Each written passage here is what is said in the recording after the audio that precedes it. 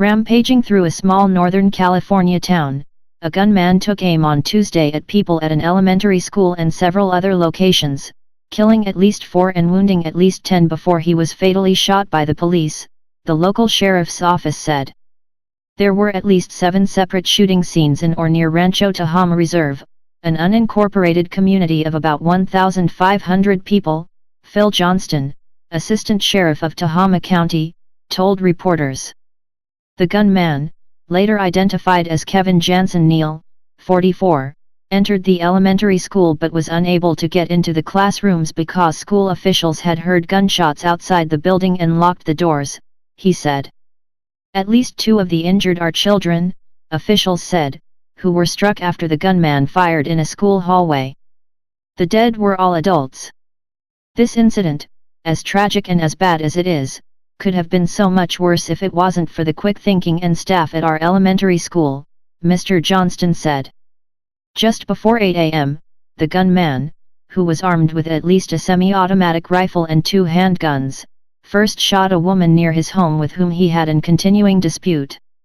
But the remaining victims were shot at random, the authorities said, as he fired at people walking on the streets, driving in their cars and sitting in their homes. This individual shooter was bent on engaging and killing people at random, Mr. Johnston said. Coy Ferreira said he was one of a group of terrified people who took shelter inside Rancho Tehama School, the elementary school, where bullets crashed through the window of the classroom he was in, wounding a boy. There was gunshots going for a good 25 minutes, he told KRCR, a television station. He said he was walking his daughter to her kindergarten class at the school when they heard what he thought was a firecracker. When several more bangs followed, he said, one of the teachers came running out of the building and told us all to run inside the building, there was a shooter. Mr. Johnston said that investigators had reviewed video from the school's security system showing the gunman walking the hallways and entering a restroom but appearing to get frustrated that the classroom doors were locked. I just can't say to you how monumental it was for the school to take the action that it did, he said.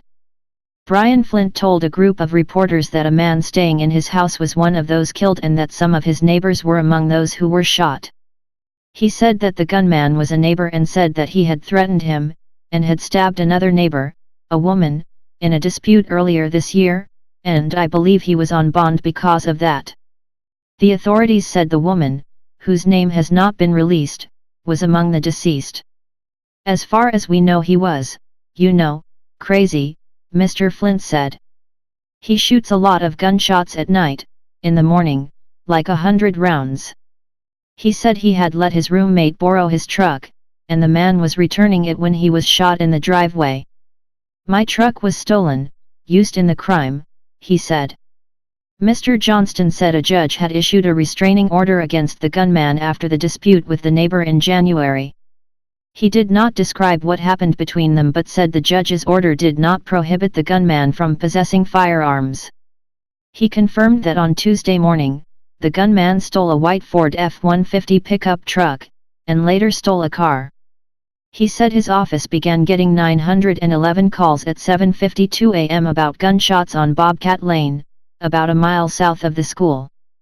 We have information that he did several random drive-by shootings of residences before reaching the school, Mr. Johnston said.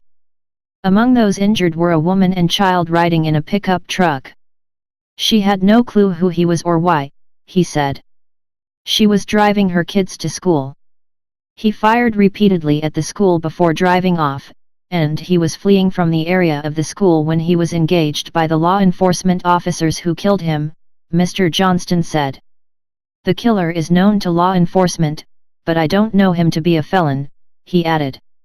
At a news conference Tuesday afternoon, he said the authorities had struggled to make contact with the gunman's family members after the shootings and were concerned about their safety.